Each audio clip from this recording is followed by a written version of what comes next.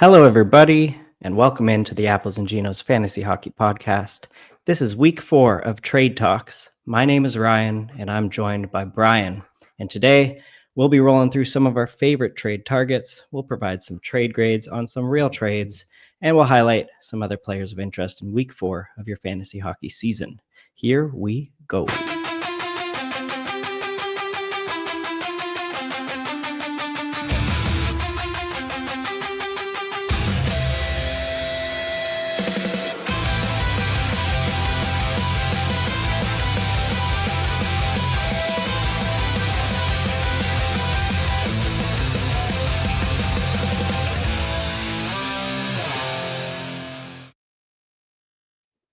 All right. It's the Brian and Ryan show tonight. Welcome in.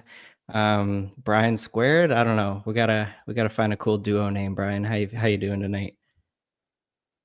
Oh, he's got some technical difficulties, I think. Hello? I'm hearing you speak, and then I feel it. I have a question. Do you have the YouTube link open somewhere on your computer? All right. Well, I'll start us off here as Brian figures out his sound. We got Blake, LFG boys, Tier 4 Monty. Hope you're watching. All right. So this is week 4 of Trade Talks. Welcome on in. Apologies for the delay and a bit of technical difficulties here, but we will be missing Evan tonight. Evan, he does some crazy Halloween haunted house decorations, so I believe he's scaring a bunch of children in a good way, and we'll be missing him tonight. But it's the Brian and Ryan show, so we'll get into some news. I figured it out. Brian, you figured it out? All good? What was it? Yeah, I had the live stream open up on YouTube too, so I was hearing you speak, and then I'd hear you speak again, and I was like, "What on earth is going on?" Yep. So I figured it out. I totally did that last week. Unbelievable. All right. Welcome in. So yeah, I was just saying we'll get into some news, and then we'll provide a couple trade targets that we're taking a look at and trying to get from other people's teams. And then we have 7 submitted trades to get through and provide our trade grades and have some great conversations about. And then we'll get through a new segment that we're going to do tonight. Feel free to add some comments, and we'll be getting on those today. Blake did that the other day when he guested on a pod, so you're not alone, Brian. I did it last week. We're good. All right, let's get into some Newsies. And we got Evan, just a nice little AI generated picture of Evan there, just to keep us company for some news. Yeah. But yes, so we have some news. Val Nichushkin is back. He is back into fantasy relevance. Everyone who held on to them, congratulations, because he is back on Power Play 1. He's still on the second line, but he's getting tons more ice time in the last few games, up above 20 minutes, where the first few games he was getting the 14-minute treatment, and I was worried as a Val Nichushkin owner, but he is back. So we are happy about that. We'll see if that lasts, and if it does last all season, like we're looking at potential point per game Val. I think a 70-point pace Val, and we'll see if he can play a full season. And then some other news: Ghost, he had an injury. He came back last night, but he's out again with I don't know if it's the same injury or a different one, but in his absence today at practice, Sean Walker was on Power Play 1, and our boy Nikishin was on Power Play 2. Brian, how are you feeling about that? Listen, the ghost is taking his name too literally here. He's ghosting all of us. Like I swear I just checked on Gossip the other day. I was like, oh, he's playing. This is great. Now he's gone. Like, quit ghosting us. Come back and play. Yeah, getting into the Halloween spirit. He should take a stroll on Evan's haunted house. Yeah, I was just gonna say he's putting up decorations with Evan. That's what it is. He's busy with the Halloween. Yeah. Yeah. Do you own Nikishin anywhere? I don't. To be honest, I kind of wish I did. I really like him. Like he started the season really hot, but I just think he's fun to have on your team. Yeah, I think Nikishin owners were really hoping for power play one. Like they've been prioritizing Sean Walker, even Mike Riley, but he is on power play two in practice today. And power play two does get like, I think 35% of the power play time, much more than, a few teams like Colorado or Tampa Colorado or stuff comes like to that. mind. Yeah. Yeah. All right. And then we got Rob Thomas and Jake Neighbors currently injured on St. Louis. Neighbors is out at least 5 weeks, I think, but Rob Thomas is day to day. That provides a bit more ice time for a potential Braden Shen stream. He's getting a bit more ice time. But yeah, nothing really exciting there from that news. Hopefully Rob Thomas is back soon. And then we had some injured goalies return. Jacob Markstrom returned, and he let in 8 goals against the Colorado Avalanche. So that was a not great to have in your fantasy lineups. His first game back, but he should be the starter for New Jersey, and I think 8 goals against his first game back. He might be a good trade target. What do you think? Yeah, I think definitely be a good trade target. I don't think it get much worse than that. But I gotta say, one thing is, I think my favorite pastime is going and reading individual players like chats on like Yahoo, whatever it is. It is so funny. People in the Markstrom chat are like, "Why is he still in net? What are you doing? Pull him!" They're acting like coaches in there. It's comical. If you need a laugh, everyone go take a look at the player chats. They're awesome. Nice. Yeah, I wonder if there's like any positive in any player chat, or even if you click on like Jack Eichel right now, if it's like, like why didn't he get 3 goals? Like, what are we doing? Yeah, he puts up 2 goals, and you still see comments that are like, "You bum! Like, what are you doing?" Yeah. Yeah, and then Mackenzie Blackwood also returns. He backed up Scott Wedgwood in the same game there, and he is probably going to get a start in Colorado's next game. So keep an eye on that. He could be a true starter. He could be like a 1A, and definitely worth rostering on one of the best teams of the league. I will just get to some comments before some more news. Nolan McLeod, he's getting Boldy and Vassy for his Jarvis Blackwood. So he's trading away Blackwood right before he came back, and trading away Jarvis, and he's getting Vassy and Matt Boldy. Yeah, that's a home run for me. Yeah, I'd want to know more about this league and your opponent who you're trading to, because I think that's an absolute steal. Yeah, you knock him on the head before that, like definitely. I want Boldy shoots the lights out, and Vassy is only. I'd imagine is only going to get better. Tampa's only going to get better from here. Like I don't see them being bottom feeders the whole year. Yeah, like maybe like this is like the owner of Vasilevsky was super frustrated with Vasilevsky, and for that reason he's giving away Boldy. But to me, like Boldy and Vassy were heavily drafted ahead of Jarvis and Blackwood, and not much has changed in my mind here, other than Jarvis, getting a little bit higher than he was drafted, but he was drafted way too low. Yeah. All right, and then another comment here. He's Christoph. He's trading Panarin away for Reinhart, straight up 1-for-1. He feels that New York Rangers this year is going to be a bottom feeder team. Interesting. So he's not buying any buy lows for the Rangers here. He's buying Reinhart, which is a buy low candidate, which is interesting. And I think we're going to talk about that guy later. So Christoph, listen in for later what we think about Reinhart. Panarin, I'd be holding on to the Rangers. I still have a little bit of high hopes. I don't think they'll be a bottom feeder. What do you think about the Rangers, Brian? Yeah, they're not going to be a bottom feeder, and I know we'll probably chat about Panarin and Reinhart a little bit later. But I did notice looking into Panarin, he has he had 1 4-point game and then a whole lot of donuts in the other games, and that's not going to stay the same either. So once New York figures out their offense, he's going to be the focal point of that, to be honest. So yeah, I think I would try to hold on to the Rangers as best I could, or as best you can for now. Yeah, for sure.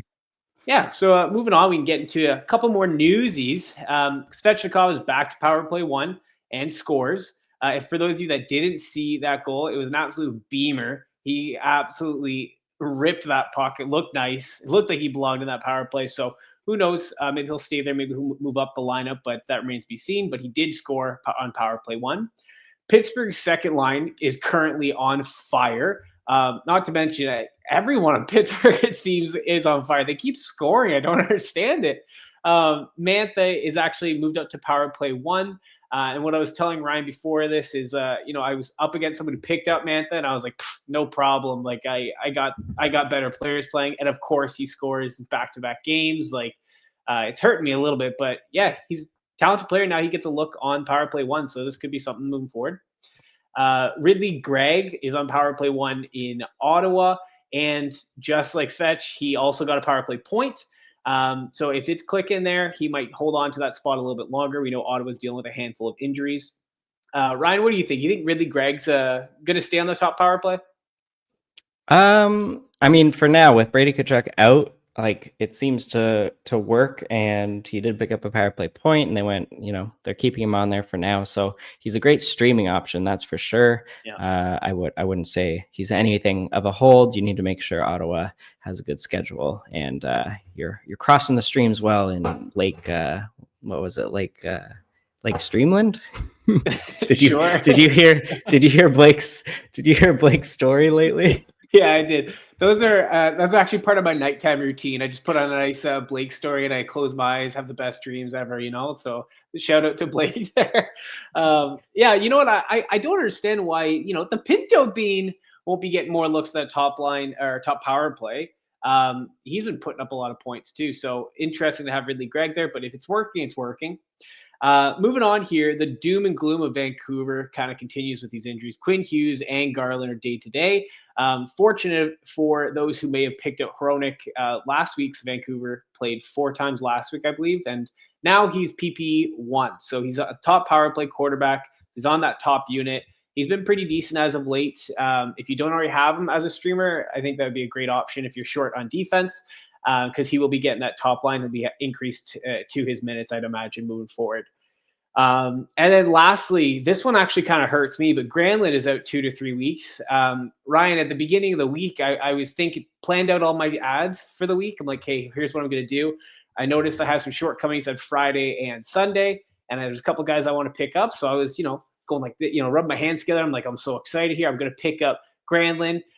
He's going to miss Tuesday's game, but he's going to play Friday. So I'll put him my IR, pick someone else up, kill 2 birds, 1 stone. Find out that he is now missing 2 to 3 weeks. And I'm like, well, it was a shot, but I missed the mark there. So he's out now 2 to 3 weeks. Yeah, that's a real bummer. He was finding some good chemistry with Troy Terry, but this is a nice opportunity for like every other Anaheim player just to get a bit more ice time, and maybe their power play 1 to get like true power play 1 treatment. So like Leo Carlson, Mason McTavish, Cutter Gauthier, if you haven't heard, all these guys are amazingly talented, and they're actually getting great ice time under Joel Quenneville, which I was happily surprised to see with all these players. So, poor Granlund, but great opportunity for all these other guys. If they're still unowned, take a look in your league. Absolutely.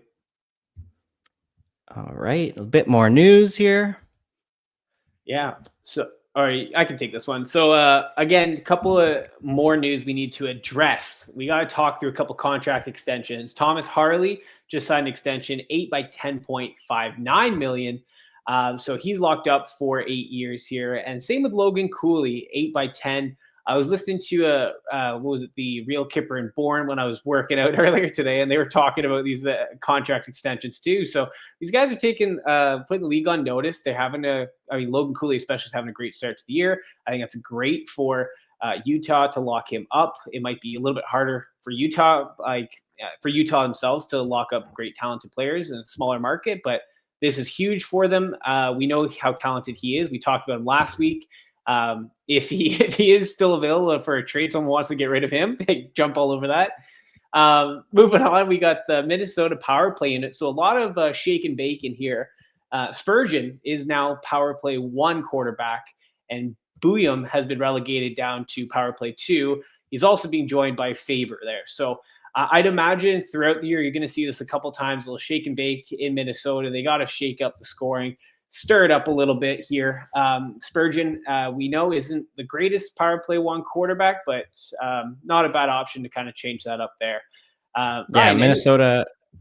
I was just going to Yeah, ask you if you had any Minnesota will takes. just yeah, Minnesota, like, they came out the gate crushing Oh the yeah. power play. I believe they were, like, at a 50% or 60% power play rate the first, like, 3 or 4 games, and then, they've come back down to earth, struggling to capitalize on their power play chances, so Yeah. they needed to shake things up, I guess. They needed to shake things up. I don't know if I would have shake things up. Zeev Buim looks pretty good on that top power play, and I think he'll make his way back there. So I wouldn't panic. I wouldn't drop Zeev Buim yet, but if this lasts a while, I might. But that power play too has had some success. I believe 3 power play goals from the second power play unit, which could mean possibly a dreaded split power play to come in the next few weeks. We'll see. Yeah. Well, if that's the case, I hope Kirill Kaprizov gets the Ovechkin treatment and is on both units. But yeah, just to that point, I think Buium's going to be back up to power play one at some point. They're just shaking things up a bit because they were beyond nuclear to start the year and have dropped off. Obviously, you got to come back down to earth at some point. Moving on here, we got Brad Marchand is missed Tuesday's game, but he is expected back Saturday. I believe he was attending a funeral of a family member, so not a long-term out. If you did have the chance to put him on your IR, pick up a streamer. That's a great use of maximizing that schedule. As Blake and Nate say, you got to attack that schedule anyways, so may as well fill it in an IR spot, IR plus spot if you have them. But he is expected to be back come Saturday. Zach Hyman, in other news, what's crazy is November is fast approaching, and Zach Hyman's expected timeline was beginning of November. So the fact that it's right around the corner actually took me by surprise. But Zach Hyman was supposed to start beginning of November. We just found out today he's not expected to play this upcoming weekend, which would be the beginning of November there. But he's close. So he is still labeled as week to week. I'd imagine we might be able to see him get back in maybe 2 weeks' time. That would be my guess. Ryan, do you have an earlier projection on Zach Hyman's return? Where's your crystal ball?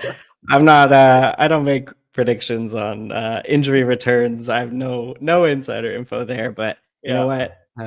Yeah, like they said, maybe a week, but it was a maybe. Who knows? Yeah. That's the thing in the NHL, especially the injury updates are very not much detail on injuries, to say the least. So that's why you come to the Apple Ginos. We give you the best injury updates we possibly can here. Moving on to the last one on this list here, we got Calgary's 31st ranked power play. We know it has not been good. We did see Zane Parekh get a chance on that top power play, and towards the end of last game, I believe it was Rasmus Andersson was up on that power play as the quarterback there. So I'd imagine they're going to keep shaking things up until they can start clicking to some degree, because it's very, very difficult for Calgary to put the puck in the net, and they need to find a way to open up some scoring. So a good place to start is on the power play when they have that man advantage. So I would expect some changes here. Rasmus Andersson, if you own him, his stock might have gone up just a little bit. Obviously, he's all around stud. I believe Weegar and Zane Parekh are both going to get a crack back up on that top power play. That's really where we want to kind of take this update here. Ryan, if you were a betting man, who would you say is the Calgary power play quarterback by the end of the year? Oh, I gotta say Zane Parekh for sure. I think he's got much more talent there, and things just looked better. The eye test looked a lot better with him over Mackenzie Weegar, and yeah, like that's concerning for Weegar owners. I think I have Weegar in 1 or 2 spots, and this was always a possibility. But even like the last couple games, Rasmus Andersson, they're taking Zane Parekh off and then they're putting Andersson on there instead of Weegar back there. That's concerning for Weegar. He does have the high floor with all the peripherals, but his blocks and shots have been lower this year to start the season. So that's definitely concerning for Weegar, and it's not looking good for him. That's for sure. Yeah. So we have a comment here. Armin, welcome back. He says, who would you trade to get Weegar? And yeah, on that note, I don't know if I would trade for Weegar. I think I'm really concerned. I do think his blocks and shots should return. I think we're seeing a little bit of variance here where they're excessively low, but I just don't think the upside of Power Play 1 is there all season anymore. Brian, what about you? Yeah, I don't want him, to be honest. If I need blocks and hits, there's others on the waiver wire. I just don't think the points upside is there for Uyghur. So to be honest, I'd be looking to trade him right now. Like, I think Zane Prek being on Power Play 1, as we kind of already talked about, we knew was bound to happen, but did we think it was going to happen in the second month, at the end of the first month of hockey? Like, no. So yeah, I don't know if I want Uyghur on my team. Yeah. And another question here from Lucio Mancuso. Are you dropping Ullmark for any of the following? Ullmark has had a terrible start to the season. So on the waiver wire, it looks like there's Jacob Dobes, Freddie Anderson, Alex Lyon, John Gibson, Schmid, Ukko-Pekka Luukkonen, Vladar, and it's a 10-man league. Head-to-head points, it looks like wins are 4, losses are -2, so you actually lose losses. Goals against -2, 0.6 for a save. So you only need you lose points per loss, but you only need like less than an 800 save percentage for positive points in terms of the goals against to saves. Interesting. I would probably hold on to Ullmark at the moment. You know, he's the one that's going to get the most starts out of everyone here. I maybe would drop him for Anderson, but that's the only one, I think. Brian, what about you? You're not into Dobis? Dobish? I almost called him Dobby. You're not into Dobby? I think he's had some great starts, but you know, he's not the starter. He's not a true starter, and he's not a 1A, which Ullmark is either a 1A or a true starter. And in points leagues, that's what I want. Yeah. I don't think Allmark's going to be this bad all year. I think that's a pretty safe bet. As we already kind of talked about, Ottawa's pretty banged up. I'm assuming once they get healthy, their team in front of Allmark will be a little better. But yeah, he's got to stop a beach ball, and I think he can do that moving forward. And I think, Ryan, I would agree with you. If anyone, I would drop for Freddie Anderson, just he's on a better better team environment in front of him. But I would prefer to keep Ullmark. I think it's close, though. I think it's close for me. Yeah. All right. So we're going to get into our trade targets. These are players that we are looking at some other teams, and we're like, oh, okay, let's touch base with this owner. Maybe we can float some trades to get this guy. And this is my first trade target. We have Nikita Kucherov. Now, this will be a hard trade target than, you know, an average buy low, but I do think Kucherov is at a buy low point. He only has 10 points in 8 games played. When I was putting this together before his game last night, he only had 8 points in 7 games played, but he did pick up 2 points, including an empty net goal last night. But yeah, things are looking good still at even strength. His underlying numbers are great. If you look at his shots on goal per 60, those are still great. But interestingly, his shot attempts per 60 has risen at even strength to really like elite levels. Even you thought he was elite before. He's shooting 26 times per 60, and he's just missing the net a lot and shooting into blocks a lot. So he's only hitting the net on 30% of his shot attempts, and he is usually in the 40 to 50% range. And I do think that should climb up. So if he does keep his shot attempt rate up there, his shot on goal rate can go near the tops of the leagues. So yeah, even strength is still great for Kucherov. He does only have 3 power play points. He has led the league in power play points last year, but he only has 3 this year. And Tampa has, as a whole, ranked 29th in their power play goals. So it just hasn't worked for them so far. I think Tampa is going to turn it around. They still have all of the elite guys: Braden Point, Jake Gensel, Victor Hedman, Kucherov, and they're still trying out who that 5th member might be on that top power play unit. Bjorkstrand has been there. They're doing everything they can to keep Brandon Hagel off of that top power play. And they actually had Cirelli there a few times, but I think they will figure it out. And Tampa does do like a true top power play unit with like 80 to 90% of the power play time going to them. So yeah, for Kucherov here, I would still rank him as the like 6th, maybe the 7th best skater. For me, I would have McKinnon, McDavid, Makar, Draisaitl still, Kaprizov, and probably Eichel in that top 6, and I would probably have Kucherov at 6 or 7. So in anyone who drafted Kucherov, you draft them at like the 3 to 5 range. So it is going to be tough to get him. You're going to have to give up an asset, but I do think you can get him as like a top 10 to 15 asset rather than the top 6th or 7th asset that I think his true value lies. So I think, anyone I didn't name there, I would give up in a one for one. I think people might not like this, but I would give up Jack Hughes straight up for Nikita Kucherov. I still think Kucherov will outperform Hughes. And Jack Hughes, he has a history of not playing 82 games, but you can ignore that. Kucherov does have a history as well, but Jack Hughes just flies into the boards all the time. Yeah, and he won't change his stance.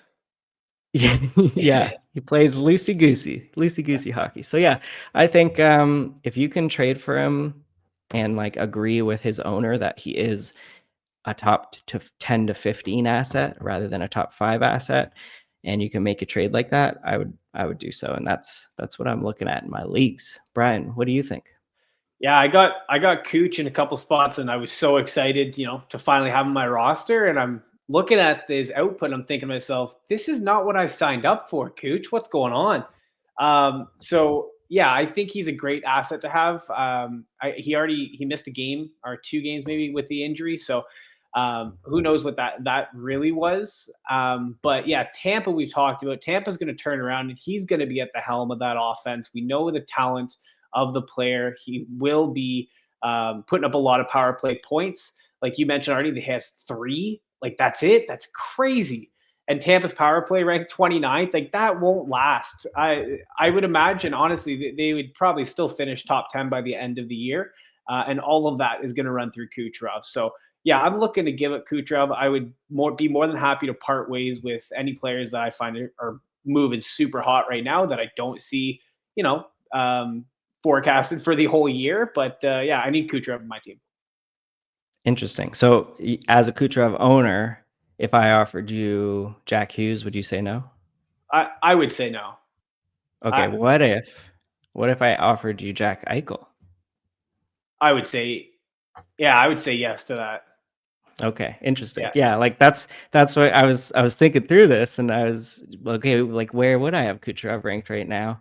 And I think Jack Eichel has shot himself up there in the top 5 or the top 6. Yeah. He's been so good. So good. But we're not here to talk about Eichel. We're here to talk about Kucherov, and he will be so good. Yeah, for sure. All right, moving along to your trade target. Yeah, we're going to keep things running with a couple of top round picks here. Reinhart from OC would have been drafted in the 2nd round. And he has not been off to the greatest of starts. We know Florida right out the gate, right off the hop, were hit really badly with the injury bug. And there could be a lot of fearful owners out there that are holding Reinhart thinking, okay, maybe he put up a lot of his production because of Barkov. Florida, they've lost a couple games. They're not looking so great. And I'd be jumping all over this just because Sam Reinhart, he offers you a lot, even peripherally speaking, and he can put up some points. He doesn't need Barkov. It helps, but he doesn't need Barkov. Looking over his last couple games, he's scored 3 goals in a goal in each of the past 3 games, 17 shots on goal the past 3 games. So he's firing the puck. And on top of that, he's on the ice a lot. Like over his last 5 games, he's averaging almost 23 minutes of ice time. And that includes even strength, penalty kill, power play. Like he's all over the ice. So for that reason, I'm still pretty excited about Reinhart. And I think this could be a good opportunity to jump on the fear factor of other managers who have Reinhart in the spot and haven't seen the production that they would think they'd get out of him to start. Even looking into a couple of his micro stats, like his Corsi 4, his tilt in the ice when he's out there, That's not really changed. It's been a little bit better over the past couple of games. And then scoring chances are also really up there. So scoring chance, expected goals, like he's expected to score according to microstats. And we expect that to continue here moving forward. This might be an absolute reach, but hey, Nick Schmaltz has been on a heater of all heaters. And I know we kind of talked about this before, but Nick Schmaltz, I don't know if his production's going to fully go away. He's been having a pretty good year. And I would be willing to trade away Nick Schmaltz for Sam Reinhart. Could someone be willing to do that? Maybe, maybe not. But you could really phrase up the fact that, hey, Sam Reinhart's on a team without Barkov. He's not playing that great start. Florida's not that good. You can try out all those things and see what you get in conversation. Yeah, interesting. And yeah, just looking at yeah, I wouldn't call them microstats. I would save that for the all three zone stuff, but Right. I would call them the underlying stats, that's for sure. Underlying metrics is what I wanted to use, and that slipped my mind. So thank you. Yeah. But yeah, just looking at his even strength on ice numbers, the expected goals per 60 is at 3.56. That's more than last year. But the actual goals for is at 1.4. So they're scoring way fewer goals than expected. They're still generating tons of chances. And that's a great sign of better things to come for Reinhart on the ice. And he's always involved. His IPP is always up in the 70s. So, and it still is. So I think he's gonna do a lot better there. He has no even strength assists so far. It looks like he's the only one scoring. That's crazy. That's crazy to even think of. Yeah. But yeah, Nick Schmaltz, I don't know if anyone will take Nick Schmaltz for Sam Reinhart. But again, depends what league you're in. It definitely depends what league you're in. Yeah, I think an interesting conversation could be like Matt Boldy, where that would be like that'd be a serious thought. Yeah, I could see that one. What I want to do is try to make sure I maximize the best players here through and through. So I think I'd start with Schmaltz and then knock it down to the next one. You always want to start, with getting the best deal here, and then you can kind of work your way down. But yeah, I think the best way that I like to approach trades is I like other people to approach me for a player, at least a player of interest. And then I'm like, okay, I know exactly who they're interested in. And then I usually ask, like, do you like anyone else on my team if I were to construct something else? And then from there, boom, if I see Sam Reinhart on their team, I'm going after him. That's how I like to do it. I like it. Yeah. All righty. We are going into some trade grades, but first, maybe a couple more questions here. Christoph is just sharing some misery. He has Mark Stone, Quinn Hughes, and Roman Josi on one of his teams. Total disaster. Yeah, that is a bummer. I feel I got one team that's all on the IR plus. Feel you there. Alex Mass says, should I get Celebrini and Jackson Lacombe for Dylan Larkin? So giving away Larkin, getting Celebrini and Lacombe? Yes, 100%. That's a slam dunk for me. Yeah, Larkin has been unreal to start the season, and he's not that guy. And you're gonna get Celebrini, who's just emerging, and Lacombe, who's going to emerge here. I would do that all day. Yeah. And then Armin saying Penguins less likely to trade assets if playoff team, right? I mean, yeah, like if they're a playoff team, they're not gonna be total sellers, that's for sure. But the question is, by March, are they gonna be a playoff team? And I don't think so. I think they're in a nice hot streak, ride it while it lasts, but I don't think it's gonna last. And I think they will be sellers by the deadline. Brian, do you agree? Absolutely, yeah. The consensus was that the Penguins might finish last in their division. And they're off to the hottest start ever. I don't think that's going to last. Yeah. And then Three Little Frenchies says, I offered someone Forsberg, Zib, and Johnston for his Keller, JT Miller, and Ehlers. Interesting. And he rejected it. It's a points league with power play points, hits, blocks, shots. Feeling like my side was better and glad he rejected it. Yeah, I mean, if you're ever glad someone rejected it, then yeah, good thing you didn't accept it. But so Forsberg, it's Zibanejad and Johnston for Keller, JT Miller, and Ehlers. Wow, this is like all three of these guys are all on both sides are relevant. They're all in the top 70 range. Interesting. I think Brian, whose side would you prefer? Forsberg, Zibanejad, and Johnston, or Keller, JT Miller, and Ehlers?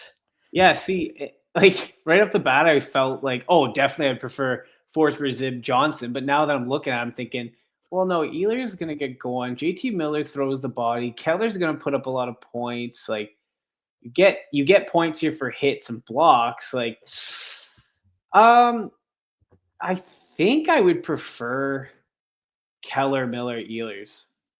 Yeah, I'm leaning the same way. The more I'm looking at it now, the more I'm like, yeah, like he rejected it for good reason. You would have won this trade, I think. Don't be mad he rejected it. Keller, yeah, JT Miller and Clayton Keller are just great top 30 assets, and Ehlers will turn it around on that top line, top power play in Carolina. Yeah, I think it would have been a good trade if he accepted it. Mm-hmm. All right, let's get into some trade grades. So if you do not know, if you're not in the Discord, the Apples and Ginos Discord, get in there and you can post your finished trades, submitted trades, or just some trade offers in the content team mailbag. And we will show them in this trade grade segment, and we'll be going over and given a trade grade. We do need all of the information of the league settings, how many managers, all of the categories and or points set up. Is it a keeper league? What are the keeper rules? We would like all of that before providing a grade. But let's get into the first one here. We have a categories league with goals, assists, power play points, shots on goal, hits, blocks, penalty minutes, and game-winning goals. So it's a true Bangers Cats league with penalty minutes and then game-winning goals, an extra little bonus that is a little unpredictable, but just a great bonus for goal scorers. So we are giving away Austin Matthews. Austin Matthews, he only has 8 points so far, 4 goals, 4 assists, and we are receiving Jake Gensel and Mike Matheson. So giving away one of the best goal scorers in the league. He also provides great block numbers. His block numbers have been actually insane to start the season. Like he was averaging 3 blocks a game. Yeah, is he still leading all forwards in blocks? Oh, he must be. I haven't looked in a bit, but he has only had 2 games with 1 block, and then all the other games it's 2 or 3. It's wild from a forward. So he's gonna do great for your block category. That might come back down to earth. I don't think he's gonna average 2 blocks a game, but yeah, a lot of defensemen don't do that, so that'll come down. But yeah, Austin Matthews doesn't really get any penalty minutes. He doesn't take a lot of penalties. So as much as he's great in blocks, he doesn't do anything in penalties, but he will get you tons of goals and probably some game winners. You're getting Jake Gensel, who is a goal scorer as well and on that Tampa Bay team. And if Tampa Bay improves, I think Jake Gensel will improve as well. And then Mike Matheson. So for me, no, not me. We have Brian first. Brian, what do you think? Brian's boom. No boom here. I would not make this trade. And I think to start, there's a couple things to look at. I still believe in Austin Matthews as a player. He blocks, like we just talked about, more than every single forward, and he's still an elite talent. So to give away him and get 2 lesser players off the hop, I'm not a fan of. The way I see Mike Matheson is a streamer in most leagues at that spot. So taking that away, you're looking at it as really Matthews for Gensel, and yeah, I'm not making that trade. Matthews, I still think he's definitely going to turn around and start scoring some more goals. I know Craig Berube has been really trying to make some adjustments on that lineup so we can get him going, and I think he will. There's just too much talent there not to start scoring some more goals. And the blocks, as they will come back down to earth, they are always still really good. So he's still going to block, and that's super valuable to have in a forward. Considering defense are the ones who typically you rely on for blocks, and Matthews is averaging a block a game more than that. Like that's really important to have. Not to mention he's going to be on the ice for the possibility of game-winning goals. He's going to be getting you all these other chances as well. He plays in the penalty kill, game-winning goals he'll get. He shoots a ton. So yeah, for me, it might even be less than a C-, like a D, but definitely not making that trade. Yeah. All right. There you have it. No booms from Brian. Um, I totally agree with everything you said, Brian, and even more so. You're convincing me even more so. I'm giving this a D. I think this would be a terrible trade to give up Austin Matthews. Yeah, all the points you said. I don't need to add much more. He did also include his team and his opponent's team to us for our perusal. And just looking at his opponent's team, we have like Mikko Rantanen, Gensel, Crosby, really as the top three guys, Lane Hudson in there. For me, like there's nothing on this opponent's team that he submitted that'll get me to give away Austin Matthews unless it's really like all three of those guys, Crosby, Rantanen, and Gensel, maybe just straight up for Matthews. That might be the only way. So I don't know why you would be trading away Austin Matthews right now. I wouldn't do it. He'll improve. Toronto will figure things out, and Austin Matthews is the guy to do so. Yeah, I agree. I think even looking at that team here, like I got the list of both teams there, and like I wouldn't even at this point I wouldn't even consider trading Matthews. But if you did want to, toughen up your D a little bit, because I know his defense were had it here: Nikishin, Wallman, Letang, Andrew Peak, and on his opponent's team he had Lane Hudson, Carlson, Hamilton, Ekholm, Trouba, Matheson. I would even try to do like Toffoli and Peak for Carlson to just pick up some of the scoring. I just think you can get a lot of the penalty minutes, the shots, hits on the waiver wire. I know these are kind of a premium in this league, but I would still think that I'd prefer to have some points and pick up the peripherals waiver wire league, if that's a word. Yeah. If anything, like go for Trouba. I mean, you have Gudis. He has Gudis on his team. Oh yeah, he's got Ginos. So I don't even know. He's getting a lot of pims. So yeah, I don't know. Maybe there's no trade to be done. Sometimes the best move is no move. Yeah.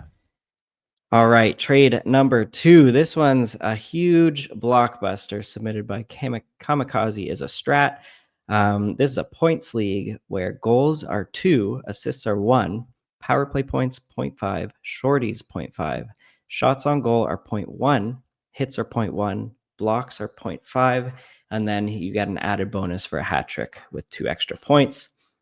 We are giving away 5 players and receiving 4 players. So strap in, everybody. We are giving away Zach Werenski, Jake Wallman, Thomas Hurdle, Matt Barzal, and William Eklund. And we are receiving Connor McDavid, hello, Jonathan Huberdeau, Luke Hughes, and Adam Fantilli. All right, so I believe I have the first grade here.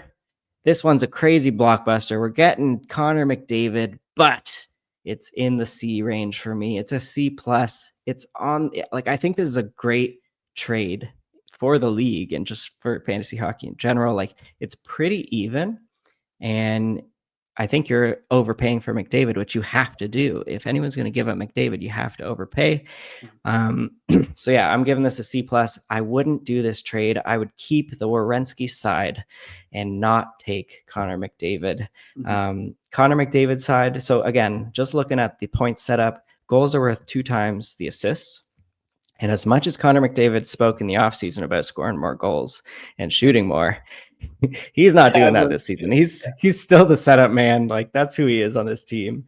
And I don't see him scoring 40 goals this year. He's going to get probably 100 assists again, maybe. We'll see. But and shots on goal and hits are 0.1, blocks are 0.5. So that's a big one too. So for me, Zach Werenski and Jake Wallman here are great defenders. They're going to block a ton, and they're going to actually score some goals. And then Thomas Hurdle, he's a goal scorer on Vegas. He'll be on the top power play. And Matt Barzal, he isn't necessarily a goal scorer, but William Eklund has turned into a shooter on San Jose and really in that top line with Max Celebrini. And things are just looking really good for all of these 5 players. I think this is a situation where the McDavid side might be panicking. Maybe they're 0-3 and McDavid hasn't done enough, and Luke Hughes hasn't done enough, and Adam Fantilli definitely hasn't done enough. And yeah, maybe it's like, I need an overpay, I need an overhaul, and I need to get myself a win. Don't give him the win. Don't do this trade. I like the Werenski side. So I give it a C plus for my ruling. Yeah. I see it similarly. To be honest, like I don't want to repeat a lot that you said, but what I will say is Renski and Wallman, like blocks are very valuable in this league setting. Wallman's going to block way more than anyone else you'll be receiving on the other side.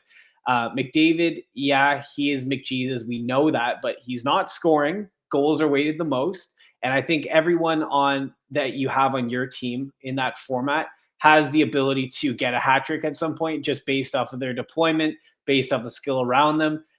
So I like those are a couple of like bonuses you can't really like project, but like you can assume. And for that reason, I just wouldn't feel comfortable making that trade at all. I like Luke Hughes doesn't do anything really peripherally. He's had a good start season. He's been really slow of late. McDavid is not scoring goals. Fantilli doesn't have the deployment that we want. Huberto, we know what he is, whereas Werenski, we know what he's capable of. Wallman is in a better environment at Edmonton this year. Hurdle, he is the trigger man next to Dorofeev on that power play. And we know Vegas' power play is incredible. Barzell, a lot of the offense runs through him and Schaefer, actually. But Barzell will get his points. And then Eklund has that exposure to Celebrini. So for that reason, I'm not making that trade. Yeah. All right. And we got some comments. Ian here in the comments, he says, I don't think that's enough for McJesus. But then a minute later, he says, actually, maybe it is. And then he said, an entire core of a team for one player. Huberto, Hughes, and Fantilli are borderline rosterable. Yep, in 12-team leagues, I agree. So you're really giving up your entire core for Connor McDavid. And yeah, I just wouldn't do that. Brian, I do want to ask you, so my line is like you need a B- for me to complete the trade. That's my grading system. So for me, C+ and lower, I'm not doing the trade. B- and higher, I'm probably doing the trade. For you, what's your line? Do you want to like what are you feeling here? Yeah, let me clarify. So a B, if I give a B, I can be swayed either way, but I'd probably not do that trade. But I wouldn't knock it. B+, I would do the trade. A B-, I would be excited about it, but I wouldn't do the trade. So in this case, you're getting McDavid. Oh my goodness, I'm gonna get McDavid, but you look into it, I'm not doing that trade. All right, thank you for the clarification. I wanted that clarification, so thank you. Of course. No problem. Another comment here. Armin wants us to talk about Victor Olofsson. Just thoughts in general. Brian, you got any insights on Victor Olofsson? Yeah, I can't believe this, but I was actually looking into Victor Olofsson. I'm like, am I doing this right now? Like, he went like what was it 5 points he got the other night? He's on the top power play. I like reactionary. I'm like, oh my gosh, yeah, I may as well pick up Victor Olofsson while he has the a good streaming week or whatever. But then I think about it, I still wouldn't. I think Colorado's power play. There's a couple of guys that are interchangeable there, and that was his career year. And I don't. I think I'd want to see more from Olofsson and deployments stay or good. I guess stay on the top power play. Top power play. Wow, tongue twister for a little while first before I make a move, but if you were to pick him up as a streaming option while he's hot, like I wouldn't knock it, but that's not something I would do. Interesting. Yeah, like I mean, a 5-point game, a hat trick with 2 assists, four of those points on the power play. Like I do think that is what's going to happen with Olofsson if he stays on the top power play. He's going to have these crazy games, and then he's going to have terrible weeks where he gets absolutely nothing for you when Colorado power play is only getting a goal or two, and maybe he's not factoring in on it. I do think he does have like a pretty solid safe role in that top unit. They were when Val Nichushkin got moved up, they moved off Brock Nelson, and before that, Victor Olofsson was still there. He's been there all season. Lehkonen has been moved on and off, but Olofsson's been there throughout. I think he has a pretty unique role compared to what Lehkonen can do, compared to what Brock Nelson can do. So I do like Olofsson. I think he'll be very streaky and boom or bust. But yeah, that boom will be very interesting. Yeah. Also, side note, what's with all these 5-point nights? You got Olofsson 5-point night. You had Bedard. You have Celebrini. Like, who's it going to be next week? Stay tuned. We'll find out. Yeah, I didn't think we would be talking about Victor Olofsson with Celebrini and Bedard, but here we are. Yeah, right. All right, moving along to trade number 3. We are giving away Seth Jones and Dylan Holloway. And we're getting Dylan Genther and Jackson Lacombe. This is a 14-team league, so a little bit deeper. It's a Cats league with goals, assists, points, power play points, shots on goal, hits, and blocks. So a banger Cats league with no PIMs. Giving away Seth Jones, Dylan Holloway. Dylan Holloway provides plenty of hits and shots. Seth Jones really not blocking much on Florida like he used to on Chicago because Florida tends to have the puck more, but is on that top power play unit and should be all season. And we're receiving Dylan Genther and Jackson Lacombe. Who did I put up first here? I have Brian. You're up first. Yeah, this one I'm giving it a one boom, boom. Yeah, I actually really like this trade. I think if you look at both sets of players comparably, Seth Jones, Jackson Lacombe, I actually prefer Jackson Lacombe. And then you look at Gunther and Holloway, I like Gunther way more. So in the simplest terms, like I would take that trade all day. Lacombe's on like micro stats. I think I should make that. What did I say? What did we make the correction to before? Was it? I would say stats? you wanted to say underlying metrics, right? That's what I want to say. Yeah. Underlying metrics, they look really good. I don't think Florida is really clicking right now. And then Dylan Gunther, he is such a talent. He's going to score some goals. Goals are the hardest to come by, and he's going to outscore Dylan Holloway. So honestly, it's pretty straightforward for me. I'd smash that trade. Yeah, can't argue with that, and I totally agree. I'm handing out an A+ here. A+ is all around. Yeah, I think for me, like this is just a slam dunk. Maybe a little unfair. Seth Jones for Lacombe. I think that's similar value, to be honest. Seth Jones, periffs have dropped off a cliff, and Lacombe is very comparable with ice time, power play time, and probably more blocks, to be honest, all season than Seth Jones. So I might even like Jackson Lacombe better than Seth Jones. And then Genther is just ways ahead of Dylan Holloway right now with the ice time he's getting and the role he's getting. And he's just a shooter. He's going to score tons of goals and really taking a step with Utah this year. A+ for me. Not too much to expand on there. Oh, actually, I'm going to add one more thing. Dylan Holloway, he hits a lot, yes. But again, we can find hits on the waiver wire if needed. Points are premium. So I just wanted to add that there. Yeah. 14-team league, you might not find like, Jeremy Lazon will probably be rostered, even like Liam Bichelle. Mm-hmm. Sherwood's definitely rostered, but there are these guys who pop up and just start hitting out of nowhere. So how many people have Trennan on their team? He might be available. He bangs a lot. Pick him up. Honestly, in this league, I would bet that Trennan is in a 14-team Banger Cats league. I think Jakub Trennan is rostered now because he's what is he leading the league in hits? I think he is. I didn't know that. Is he? Okay, then maybe bad example, but there are guys. Hold on here. We got to check if Jakub Trennan is leading the league in hits. Because Kiefer Sherwood, he's been hitting still, but oh yeah, Kiefer Sherwood is at 50. Guess who is at 51? Jakub Trennan, that's for sure. He's rostered in 2% of leagues, but I would say that all those leagues are Banger Cats leagues like this one. In a 14-team league, I think he might be rostered. All right, touche. All right, moving along here. Brian, you want to take us through trade number 4?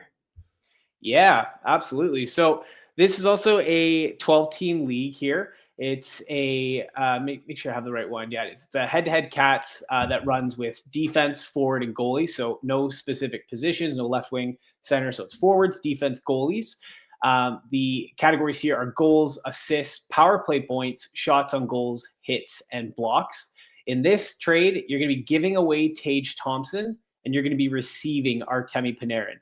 So giving away Tage Thompson, receiving Artemi Panarin. Again, no position eligibility kind of thing, right? Both 2 forwards, 1 forward for another forward. All right. This was submitted by S. Wood. Thank you for that. And we have Ryan's ruling. I give this an A-. Pretty easy to analyze here. Just a 1-for-1. We have Tage Thompson, who's running pretty well here. I think if you drafted him, you're pretty happy so far. And you're receiving Artemi Panarin, who someone in the comments earlier was saying, they're going to ditch Panarin and they think that the Rangers are a bottom feeder. Well, I disagree. I think the Rangers will turn it around, and Artemi Panarin will as well. He's still shooting tons, so his shot attempts are up there. I think Tage will definitely have more shots on goal. Neither of these players really factor into the hits and blocks. So you're really focusing on power play points, shots on goal, goals and assists. And when it's all said and done, I think Panarin will finish the season ahead of Tage in power play points, in goals, and maybe not goals, but in assists for sure. And yeah, I just think that I'd rather Panarin at this moment. I think it's a good buy low. So I'm smashing this. I like it. I like it. Well, I think we came to the first trade that we kind of disagreed on here. So I'll give you my reasoning here. I personally wouldn't make this trade. It's close though. So I give it a B minus. One thing I also wanted to mention, S. Wood also did mention that he is looking ahead to playoffs and he is fading hits. So we know hits don't come into play here into this consideration. The way I'm looking at it is I think Tage Thompson, first of all, is going to score more goals. I think he's been more consistent to start the year. They're similar in points as it stands here, but that is kind of an outlier because you look at Panarin, he has one game where he had 4 points, and then he has a couple games with 0-0-0s. We know the Rangers offense has been struggling, and yes, that's going to change. But I actually, like going on a crazy limb here, I actually think Buffalo is going to finish with a better power play than the Rangers. And because of that, I'm going to assume Tage Thompson is going to end the year with more power play points. So I'm going to lean on keeping Tage. Reason being, he's going to get more goals. He's going to get less assists, but I think he's going to get more power play points or in around the same, more shots on goals. And then the hits and blocks we've already established, we're kind of punting those. But if you had to pick between the two of them in those two categories, hits and blocks, Tage is going to give you more. So I'd be holding on to Tage. All right. You heard it here first, everyone. Tage Thompson will get more power play points than Artemi Panarin to finish the season. Right now, it looks like, Tage has 3, Panarin has 2. And yeah, so once the end of the season comes, feel free to come back to Trade Talks and congratulate Brian for his bold take, which is really bold. And if it's true, like, yeah, good on you. I would lean Panarin, but I hear you. We'll see. It might be a hot take. I mean, it is a hot take. It's a very hot take, but I just like the way Tage is playing more than I like Panarin. Yeah. All right. Just before we get into the next trade, just a couple more comments here. We did talk about Seth Jones, Perif's main concern. Yeah, he's hitting and blocking less this year. Even last year when he was on Florida, he was hitting and blocking less. So I don't think those will come back here. So don't expect them to. He'll be power play 1 guy, so that's great. I think you can still count on the points, just Perifs are down. Brian and Ryan. By the way, this is the Brian and Ryan show. If you have a cool name for the Brian and Ryan show, next time Evan builds his haunted house, please let us know and we'll have to take you up on it. But please revisit your Zane Parekh take. He's not even listed on Daily Faceoff. Interesting. Someone in chat mentioned he was a scratch. Please advise. Calgary played last night. They're not playing tonight. Tonight is Wednesday, October 29. They played on Tuesday. Zane Parekh definitely played, and he was on the top power play unit for the first 3 power plays, and then they strutted out Rasmus Anderson on that last power play opportunity, I believe. Please comment if I'm wrong, but that's just I did check on that before the show. So I don't think he was a scratch. Daily Faceoff isn't always fully reliable. I would go gamedaytweets.com to really get it from all those beat reporters to see what's happening. Yeah, I second that. All right, moving along to trade number 5. Brian, you want to take us through this one as well? Yeah, let's do it. So this trade is a 14-team points league. So in this instance, we got goals are weighted as 5, assists 3.5, shots are 0.4, hits 0.2, blocks 0.4, penalty minutes 0.5, And defensive points, is that, I actually have never come across, is that defensive points? I've never come across that. 0.75. Yeah. It seems like you get a boost, a 0.75 boost if your point came from a defenseman. Oh, interesting. Okay, so a defense point. And then this was also submitted by George Lopez fan 429. So a big fan of George Lopez submitted this. In this instance, you'll be giving away Seth Jarvis and Zeev Bouillon, and you're going to be receiving Brady Tkachuk and Brandon Hagel. So Seth Jarvis, Zeev Bouillon for Tkachuk, Brady Tkachuk, and Brandon Hagel.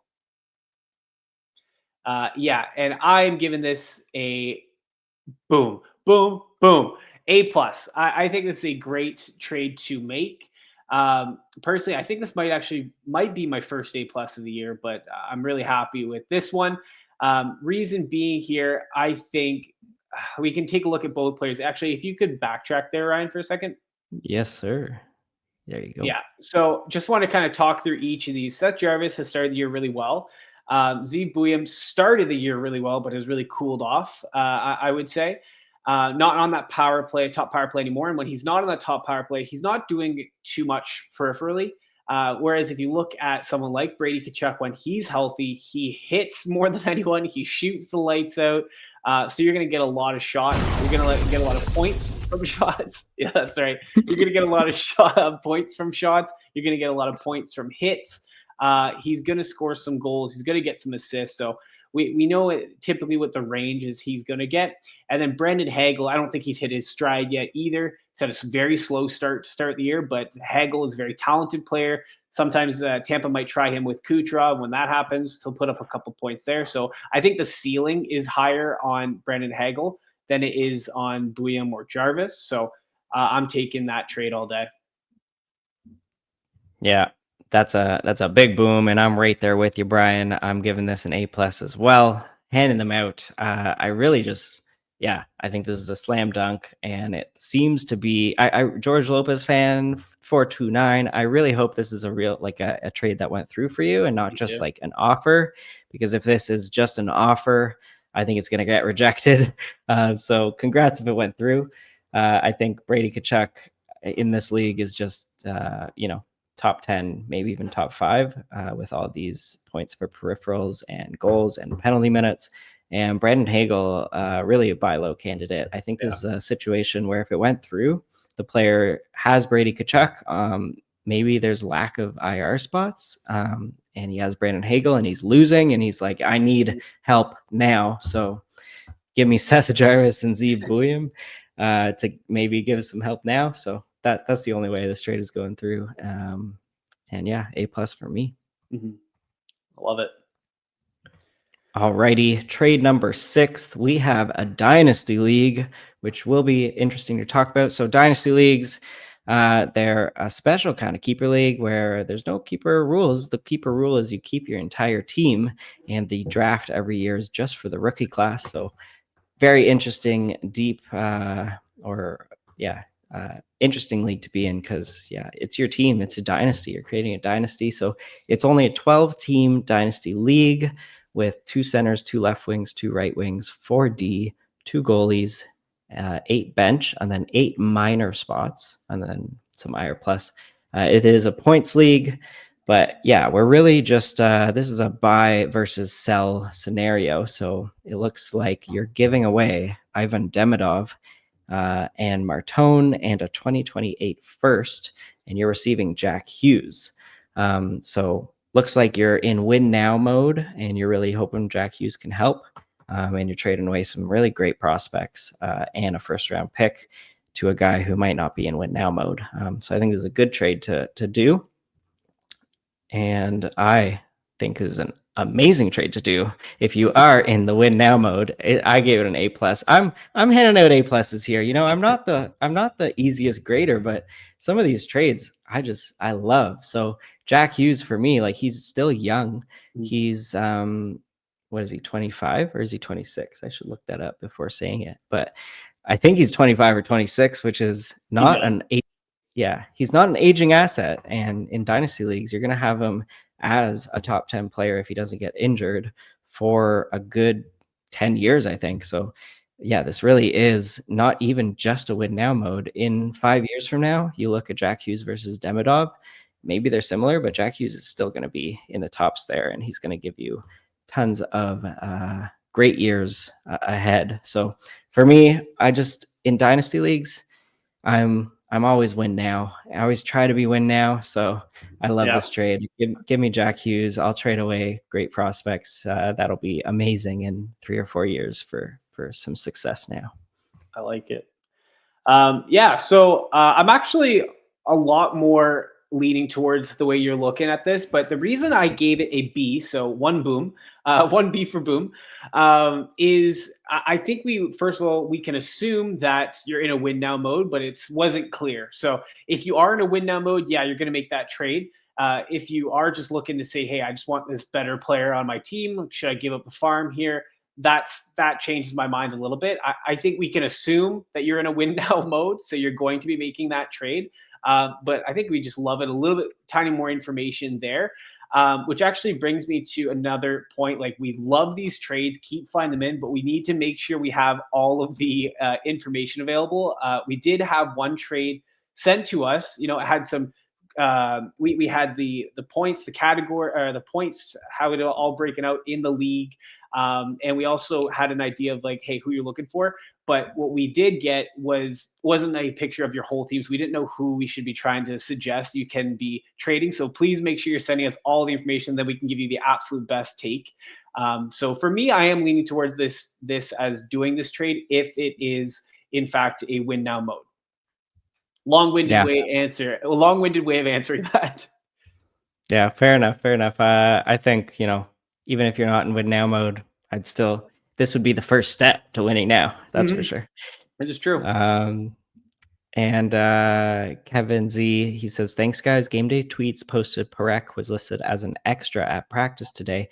Interesting. Okay, so yeah, I just didn't see that today. So I guess he was an extra at practice, not in the game last night, but yeah, maybe he'll be a scratch next game. That would be a interesting decision.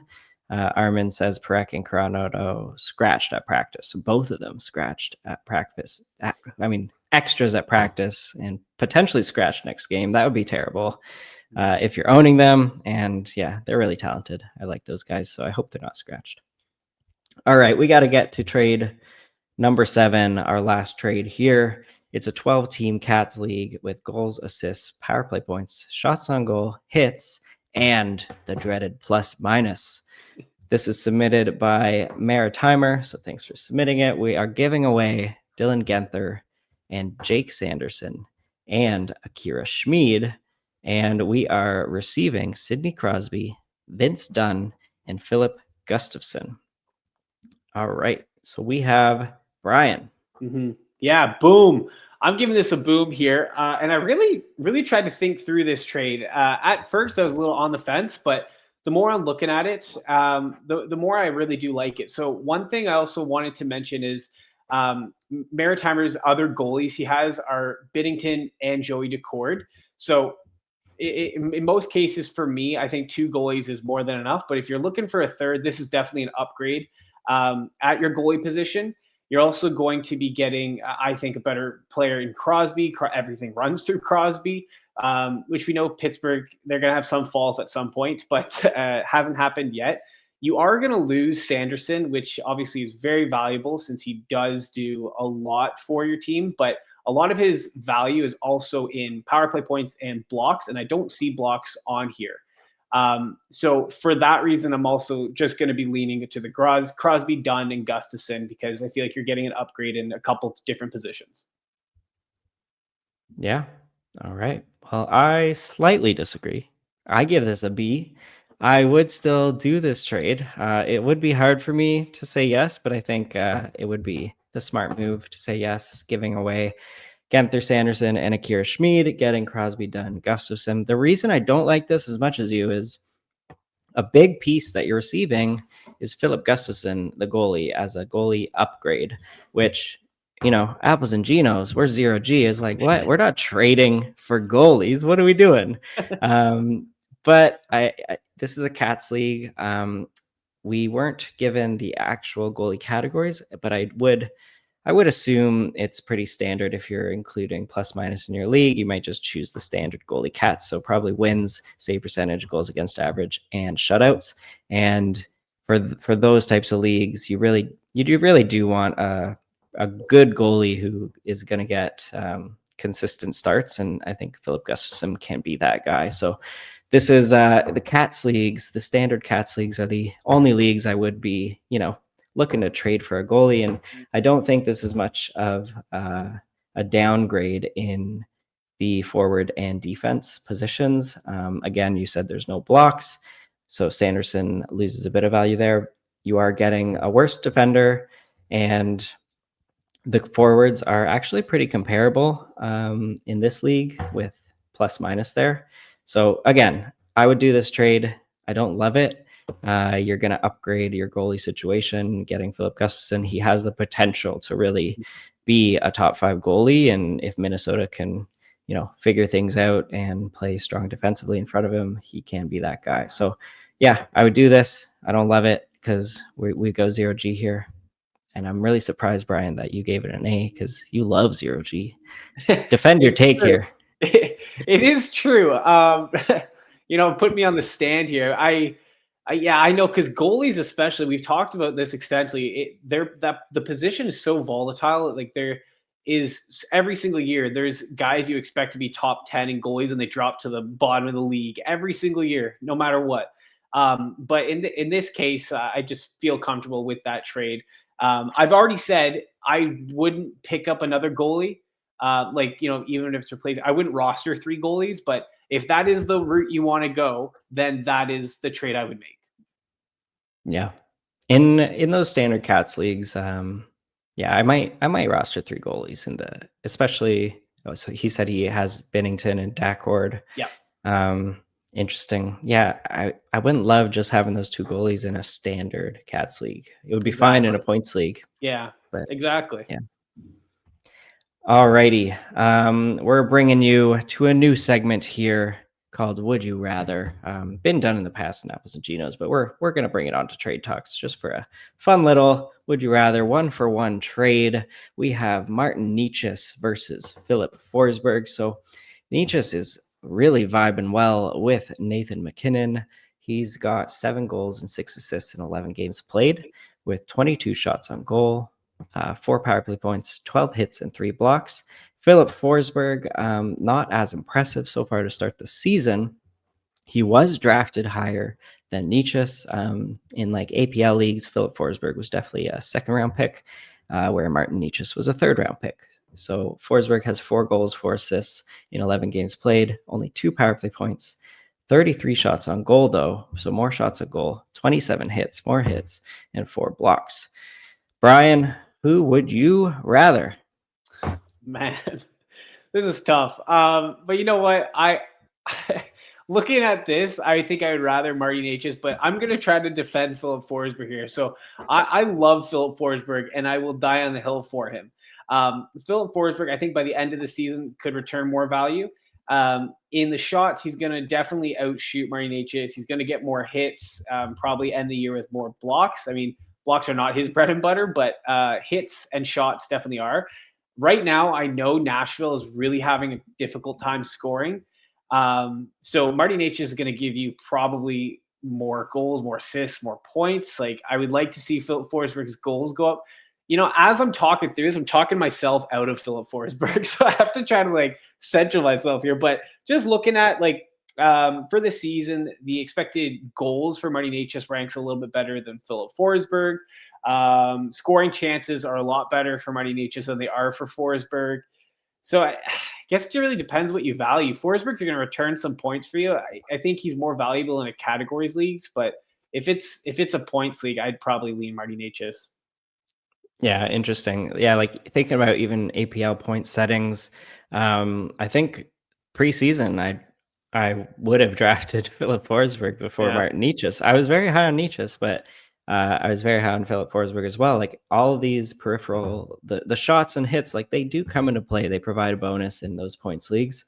But yeah, Philip Forsberg, for me, he's just he doesn't have the upside on Nashville right now. I think Nashville needs to turn things around, and I don't know if they will this year. And Martin Necas has found himself in quite the situation alongside Nathan McKinnon. So yeah, in this scenario, I'm on Martin Necas. Sounds like you're on Martin Necas too. Yeah, reluctantly, I have to say it. And not to mention being on Colorado, he's going to get more ice time too. He's got the exposure to McKinnon. Who does Phil Forsberg have exposure to? Ryan O'Reilly? Like, come on. Yeah. Just looking at Forsberg's ice time on Nashville. Yeah, like he's averaging just 19 minutes a night. Necas will cruise past that on Colorado. Forsberg got 1837 last year, 1854 the year before. So yeah, even though he's probably Nashville's only true superstar at the moment, and they probably should play him a lot more, he's not getting that treatment. So yeah, interesting. We're all on Necas, and unfortunately for me, so is Blake. So this is a trade that I was trying to just see if Blake would accept in tier 1 of the APL. I drafted Philip Forsberg in the second round in this tier, and Blake drafted Necas in the third round. And I was like, hey, Necas is running hot. He is shooting like a little high, and things are going a little too well for that line on Colorado. Maybe things will come back down to earth, and maybe Blake will see that and hope that if he accepts this trade. But Blake rejected it immediately. He said, hey, I'm going to keep Necas. Thanks for the offer. Hey, at least he's nice about it. Yeah. But yeah, I thought it was an interesting one where two players that I think are pretty similarly ranked right now in the season. Mm-hmm. Definitely. All right. I think that trade would go through in a lot of leagues, by the way. Like definitely. So yeah, it's a pretty good trade. Especially like like non fantasy hockey podcasters who just lucked into Martin Necas this year, and then they're like, oh, this guy's way too hot, I need to get rid of him. Philip Forsberg, yeah, I think so. Definitely. Alrighty. We have another comment here. What's your thoughts on Spencer Knight or Jacob Dobes in dynasty points? In dynasty leagues for goalies, goalies are still voodoo for me in dynasty leagues. I think if they're both great prospects, Spencer Knight is the guy for me. Mm-hmm. What do you think, Brian? Yeah, Spencer Knight for me. There's no one else really in Chicago, and Spencer Knight for me. Yeah. All right, one more here. Someone wants to trade my Quinn Hughes and Matt Boldy for their Mitch Marner and Thomas Harley. Thoughts? Brian, thoughts? No, I'm not doing that. I'll keep Quinn Hughes and Matt Boldy. Thanks. Yeah. Thanks for the offer, bud. Be nice about it like Blake was. Say, I'll keep Quinn Hughes and Matt Boldy. Thanks for the offer, bud. Yeah. Alrighty, we're at an hour 17 here. So if you're not in the Discord community, get in there because it's the best fantasy hockey Discord on the planet at the moment, I believe. There was actually an article written by the New York Times that said that the Apples and Ginos Discord is the best fantasy hockey Discord on the planet. I forget where I saw that. Maybe fake news, might be not. Who knows? But get your biscuits in there, and we want to know about your trades. So please submit those in the Discord. Get on the Patreon and rate, subscribe, comment, get on all these videos and like them. It really helps the podcast. But yeah, that's all we got for this episode. Hopefully it brought you some value and helped you get a little bit better at fantasy hockey today. Many thanks to Matt Creamer for supplying the music for the podcast. Thanks for listening. Now go crush your fantasy leagues.